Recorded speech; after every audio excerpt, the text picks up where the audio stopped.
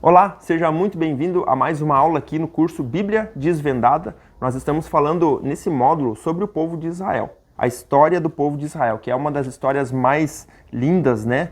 E ponto-chave do Antigo Testamento. Na aula passada a gente falou um pouquinho sobre como surgiram as 12 tribos de Israel, qual que foi a raiz, Abraão, Isaac e Jacó, né? Então a gente falou um pouquinho sobre isso.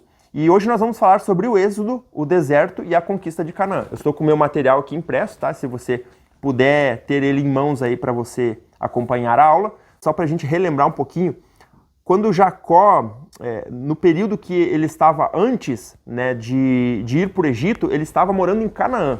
Então Jacó e seus filhos moravam em Canaã. Quando José foi vendido como escravo pelos seus irmãos, eles estavam ainda morando na terra de Canaã, que seria a terra prometida. Então eles iriam para o Egito, ficariam esse período lá e voltariam para Canaã, que era a terra prometida, tá?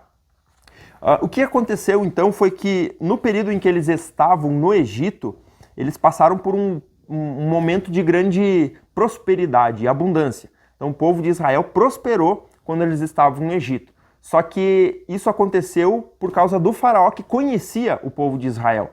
E aí esse faraó morreu e o faraó que veio depois, ele não conhecia o povo de Israel. Então a gente vai ver o que aconteceu, tá bom? Então o objetivo dessa aula, essa aula abrange um dos períodos mais importantes da história de Israel. Desde a saída do Egito, que é o Êxodo, né? O livro do Êxodo narra a saída do povo de Israel do Egito, até a conquista da terra prometida, que está lá no livro de Josué. Então Josué que conquistou a terra prometida. Veremos como Deus moldou seu povo no deserto, renovou sua aliança e os guiou à vitória, tá? Então, aqui nós vamos ver o primeiro ponto aqui, que é Israel no Egito. Houve crescimento, mas também escravidão do povo de Israel no Egito. Os hebreus descendentes de Abraão, aqui um parênteses, hebreus quer dizer tradicionalmente, né, filhos de Abraão, descendentes de Abraão, por isso esse nome hebreus. Eles se chamam também israelitas por conta de serem filhos de Israel, que é Jacó, né? Jacó teve seu nome trocado para Israel, então eles eram israelitas, mas tradicionalmente os filhos de Abraão eram chamados de hebreus, por isso esse nome, tá? Então eles multiplicaram-se. Um novo faraó que não conhecera José escravizou o povo por medo do seu poderio. O que aconteceu? O povo de Israel cresceu demasiadamente dentro do Egito e eles ganharam um poder muito grande. E esse faraó que não conhecia o povo de Israel, ele começou a ficar com medo. Começou a pensar assim, esse povo vai crescer e vai tomar conta do Egito aqui, eu vou perder o poder. Então isso que foi o pano de fundo, né? Então os hebreus ficaram no Egito por 430 anos, está lá em Êxodo 12:40. Eles ficaram um bom tempo lá no Egito, eles cresceram, se multiplicaram nesse tempo todo, né? Passaram por um tempo de prosperidade, como eu falei. Quando o faraó que conhecia o povo morreu, o outro faraó que não conhecia assumiu e os hebreus foram obrigados a trabalhos forçados. Foi aí então a virada, porque até então eles passaram por uma grande prosperidade, mas quando esse faraó assumiu o poder, eles passaram a ser escravos. Então esse novo faraó escravizou o povo de Israel, os hebreus, né? Então ele decretou a morte aos bebês hebreus. Foi aí que então surgiu o nascimento de Moisés, a história do menino que foi colocado no cestinho e colocado no rio, né? E aí a filha do faraó encontrou e criou no palácio. E então esse aqui foi o Moisés. Aqui ele se tornou então um personagem-chave. Moisés, então, só a título de curiosidade, ele viveu 40 anos no palácio. Olha só que interessante.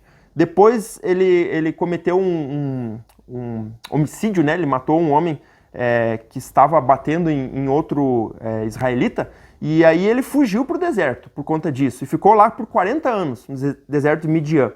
E depois ele retornou para libertar o povo de Israel do Egito, e ele ficou mais 40 anos vagueando no deserto junto com o povo, né? Então, aí a soma dos 40 anos, né? 40 anos no palácio, 40 anos no deserto e 40 anos liderando o povo de Israel no deserto. E ele morreu sem atravessar para o Jordão, para a terra de Canaã, tá? Então, nós vamos falar sobre isso. Para que houvesse a libertação, a gente vai falar um pouquinho dessa história, né?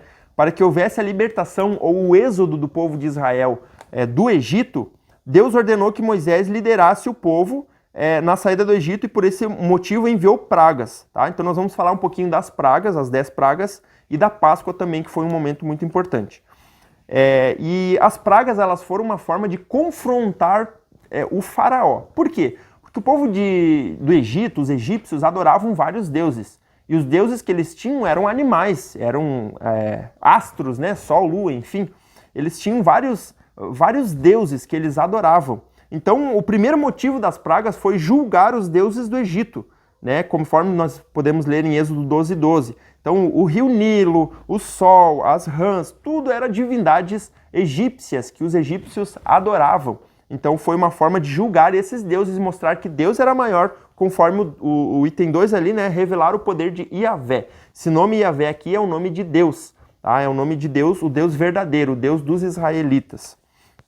Então, as pragas aqui, todas elas eram relacionadas a algum deus egípcio. Então, a água que se tornou sangue, as rãs, piolhos, moscas, pestes nos animais, úlceras, saraivas, gafanhotos, trevas e, por fim, a pior de todas, né, que foi a morte dos primogênitos. Essa foi a praga decisiva para que o faraó deixasse o povo sair, né?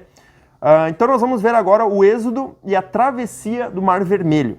Isso está lá no livro do Êxodo, tá? Então o que a gente viu aqui anteriormente, né, estava a criação do povo de Israel no livro de Gênesis, tá? Abraão, Isaac, Jacó, enfim, José. Aí agora nós temos no livro do Êxodo a saída do povo de Israel do Egito. No livro do Êxodo a gente vai falar sobre isso, a gente vai ler sobre isso, né? Então os principais eventos aqui do livro de Êxodo foram o Êxodo e a travessia do Mar Vermelho. Então primeiro aqui a gente vai ver a Páscoa, em Êxodo 12. O sangue do cordeiro protegeu Israel do juízo. Então esse foi o sinal que é comemorado, inclusive depois Jesus ele vai instituir a Santa Ceia, justamente relembrando também esse momento aqui, porque é o sangue e o corpo, né? Aqui no caso a Páscoa também é uma lembrança, porque na instituição da Santa Ceia no Novo Testamento foi justamente na festa da Páscoa, na celebração da Páscoa que Jesus instituiu a Santa Ceia, tá? Depois nós temos a saída do Egito, né, do povo de Israel, cerca de 600 mil homens, sem contar mulheres e crianças. Eram muitas pessoas, né? Somente a gente viu na aula passada que saiu de Canaã para o Egito, Jacó e seus filhos e todos que estavam com ele, cerca de 70 pessoas. E agora está saindo do Egito em direção a Canaã, aqui a gente não tem uma noção exata, né? Mas mais de 600 mil homens, fora mulheres e crianças. Então o povo cresceu demasiadamente lá dentro do Egito, tá? Por isso que esse faraó que não conhecia o povo de Israel ficou com medo, né? Porque eram muitas pessoas. Tá? E depois nós temos a travessia do Mar Vermelho, onde Deus abre o mar, Israel passa a pé enxuto e os egípcios são destruídos. Então aqui tudo era julgamento ao povo egípcio pela forma como eles trataram o povo israelita, né? A escravidão, enfim. Depois nós temos então a jornada no deserto, tá? No livro de Êxodo e no livro de Números nós temos essa narrativa e informações a respeito da jornada do povo de Israel no deserto. E aí nós temos então a aliança no Sinai, que eram os 10 mandamentos, né? A base moral da aliança. Então Moisés subiu no Monte Sinai, recebeu as tábuas dos 10 mandamentos, né? Depois, na primeira vez, quando ele desceu do monte, ele demorou bastante tempo para descer. E aí o povo ficaram inquietos e, por ordem de Arão, ou eles, de certa forma, pressionaram Arão, e Arão decidiu fazer um bezerro de ouro que, inclusive, eles disseram que era Deus. O Deus que vos tirou do Egito está aí, ó, esse bezerro aí de ouro, é esse aí que vocês vão adorar. E eles estavam, na cabeça deles, adorando o Deus verdadeiro, o Deus de Iavé. Só que eles estavam adorando um ídolo, na verdade, né? E isso, quando Moisés desceu do monte com os 10 mandamentos, as tábuas, ele quebrou, né? Então, foi algo, né, terrível para o povo de Israel. Foi a rebelião e a restauração. Então, depois ele foi e Deus entregou novamente para ele as tábuas. Depois, Deus ordenou que ele fizesse o tabernáculo, né, que era a presença de Deus habitando dentro do povo. Então, no povo de Israel ali, no meio do povo de Israel, Deus estava no tabernáculo, né? Então, ali era a presença de Deus. As murmurações e consequências nós podemos ler em Números ali, né? No livro de Números. Os 12 espias que foram enviados por Moisés até Canaã. Lembrando, então, que eles saíram de Canaã, foram para o Egito e agora eles estavam voltando para Canaã. Só que quando eles voltaram para Canaã, eles viram gigantes, eles viram povos, eles disseram que era difícil. Então aqui 10 espias disseram, não podemos conquistar a terra, ficaram com medo. Mas Caleb e Josué disseram, o Senhor está conosco. Então eles foram corajosos e eles enxergaram a promessa e não as dificuldades, tá? E o resultado, então, disso, do povo agir assim, de ficar com medo de conquistar a terra, eles vaguearam 40 anos no deserto até morrer. Toda essa geração incrédula. E aí, por fim, então, nós temos a preparação para a conquista de Canaã. E nesse momento, então, Moisés, ele repassa a lei para o povo de Israel. Tá? Ele repassa toda a lei e o livro de Deuteronômio é justamente isso. Moisés repassando toda a lei para o povo de Israel. Você vai ver ali novamente todas as leis, né, que já tinham sido trazidas ali no livro de Levíticos, enfim. Você tem todas as leis novamente sendo trazidas, os 10 mandamentos, enfim, toda aquela questão. Então ele repassa a lei e aí ele diz assim, escolha a vida, Deuteronômio 30:19. Ele deu aí uma orientação para o povo, né? Escolham a vida e não a maldição, a morte, né? E aí, nesse momento, Josué é comissionado como o novo líder no lugar de Moisés. Deuteronômio 31, ali nós temos a narrativa, então, do comissionamento de Josué. E aí nós temos, por fim, a morte de Moisés, e ele vê a terra, mas não entra. E ele não entra por quê? Porque ele desobedeceu a Deus, ele feriu a rocha lá, quando o povo estava com sede, começaram a cobrar ele, e ele feriu a rocha, e Deus se desagradou por conta disso, e ele não entrou, então, em Canaã, né? Na Terra Prometida. Está em Números 20:12, a narrativa da rocha ali, que ele feriu, por conta disso ele não pôde entrar. E aí, por fim, então, nós temos a conquista de Canaã, tá? São 4 momentos onde a gente tem aqui a travessia do Jordão. Então, eles estavam de um lado do Jordão, Moisés morreu desse lado do Jordão sem atravessar para o outro lado, onde seria a Terra Prometida. Então, a travessia do Jordão, Josué, agora nós vamos ler o livro de Josué, onde tem a narrativa da conquista. Milagre, as águas se abrem como foi no Mar Vermelho. Então, o Jordão se abriu. E aí eles criam do outro lado, então, um memorial de pedras para lembrar as gerações futuras. Então eles saem de um lado do Jordão, Moisés morre, toda aquela geração incrédula morreu também, tá? E os novos que foram surgindo, era uma nova geração, atravessou com Josué para o outro lado do Jordão, e aí então eles colocaram ali um altar de pedras para lembrar as próximas gerações daquilo que Deus fez, né? E aí tem então um momento muito crucial aqui, que foi a queda de Jericó, lá em Josué 6, né? Estratégia divina. Vocês vão lembrar que eram 7 dias de marcha, mas os gritos e as muralhas caíram, né? E só Raabe e a sua família são poupadas. Depois disso, nós temos algumas vitórias e derrotas. Por exemplo, Ai foi uma batalha que foi uma batalha perdida, né? A derrota foi por causa do pecado de Adão. Vocês lembram? Acã, aliás. Ele desobedeceu, pegou os espólios, enfim, e Deus fulminou, né? Então, nós tivemos também a batalha dos Gibeonitas. Eles enganam Israel, mas o pacto é honrado. E depois a conquista do sul e norte, e Deus luta por Israel, né? Depois nós temos, por fim, a divisão da terra entre as tribos. Então eram 12 tribos, houve a divisão das terras, tá? Caleb recebe Hebrom como herança. Essa foi a recompensa por sua fé. Lembra que dos 12 espias, somente Caleb e Josué tiveram uma visão positiva, né? Os outros todos viram só o lado negativo. Mas Josué e Caleb, eles viram da forma correta, como Deus queria, como Deus esperava. Então, Josué se tornou o líder do povo de Israel, logo após a morte de Moisés, e Caleb recebeu, então, Hebrom como herança, né? Então, essa foi a recompensa pela fé. As 12 tribos, então, se estabelecem, e Deus cumpre suas promessas, mas exige fé e obediência contínua, né? Então, aqui nós temos toda a narrativa, desde a saída do povo de Israel lá do Egito, até a conquista de Canaã através de Josué.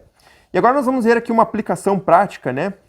Primeiro, Deus ouve o clamor do oprimido. Então, eles clamaram a Deus lá no Egito, Deus ouviu. Ele age em nosso favor, mesmo em silêncio muitas vezes, né?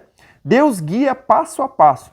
Lá no deserto, Deus ensinou Israel a depender dele. Hoje, ele também nos guia. Então, lá no deserto, Deus estava guiando eles, né? A gente tinha a coluna de fogo, a nuvem, né? Então, para proteger, para guiar, quando era o momento de eles saírem, Deus direcionava eles, agora vocês têm que levantar acampamento e ir para outro lugar, né? Então, conforme a nuvem, a coluna de fogo se movia, enfim, né? Deus estava guiando eles passo a passo e assim é conosco nos dias de hoje. A incredulidade atrasa a bênção, tá? A geração do Êxodo perdeu Canaã por medo. O que tem impedido a sua conquista? Aqui é para você refletir, né? É uma aplicação prática para você refletir. E no 4 aqui, a conquista exige coragem e santidade. Josué 1,9, ser forte e corajoso. Isso aqui é o que Deus disse para Josué. Olha só, você vai enfrentar dificuldades, mas seja forte e corajoso que eu estou contigo, né? Agora uma atividade para reflexão aqui. Leia Hebreus 3, do 7 ao 19. E tente entender o porquê que a geração, né, a geração do Êxodo falhou. Por que eles falharam? Como evitar o mesmo erro? Então, leia esse texto de Hebreus aqui e tente extrair dali o porquê que essa geração falhou. A geração antes, né, de Josué ali falhou. A geração que não entrou em Canaã propriamente dito, né? Por que eles falharam? E por fim, 3 perguntas para reflexão, para discussão. Por que Deus permitiu que Israel lutasse por Canaã em vez de entregá-la sem batalha? Você já parou para pensar nisso? Por que existiam povos lá em Canaã se era a terra prometida? Por que Deus não entregou, entre aspas, de mão beijada, né, como a gente costuma dizer? Por que Deus não fez isso? Aí eu quero que você pare um pouco e pense. Se você puder comentar aqui embaixo nos comentários, coloque ali o porquê que você acha que Deus não deu, né, entregou sem esforço, né, para eles. O 2, como a conquista de Canaã se relaciona com a vida cristã hoje? Tá? Pense um pouquinho nisso. E 3, como a Páscoa judaica aponta para Jesus? Compare Êxodo 12 com João 1,29, né? Aqui Êxodo 12 é a narrativa da Páscoa e João 1,29 onde o próprio João Batista ele diz: eis o Cordeiro de Deus que tira o pecado do mundo, né? E até mesmo você pode incluir aí a Santa Ceia, quando Jesus institui a Santa Ceia. O que a Santa Ceia tem a ver com a Páscoa? Por que o Cordeiro? O que tem a ver tudo isso? Então é uma pergunta para você analisar. Se você puder, coloca aqui embaixo nos comentários e com certeza você vai ter uma visão mais clara, tá? Então, até esse momento a gente viu a história do povo de Israel até Canaã. Depois, nós vamos ver na próxima aula o tempo dos juízes e reis, e a gente vai ver o que aconteceu com o povo, que foi um reflexo desses 40 anos também no deserto, por conta da desobediência, né, de tudo que Deus trouxe para eles, ou disse para eles fazerem e eles não fizeram, e a consequência de tudo isso, tá bom? Então vamos fazer uma oração e agradecer ao Deus por esse momento. Pai, nós te louvamos. Muito obrigado, Senhor, por cada aluno que está aqui, Senhor. Muito obrigado pelo aprendizado que estamos tendo da Tua Palavra. A gente sabe o quão importante é a gente estudar a Tua Palavra, a gente entender a Tua vontade para a nossa vida. E é isso que eu peço para cada um de nós aqui, Senhor, que Tu venha abrir nosso entendimento a cada dia, Pai. Que a cada porção das Escrituras, cada aprendizado que nós estamos tendo aqui nesse curso, Senhor, possa levar a cada um aqui mais perto de Ti, mais perto da Tua presença. E, Senhor, que cada um aqui possa fazer a Tua vontade, assim como Tu deseja que a gente faça. Esse é o meu pedido e minha oração nesse momento, em nome de Jesus. Amém. Amém, gente. Que Deus abençoe sua vida e até a próxima aula. Um grande abraço.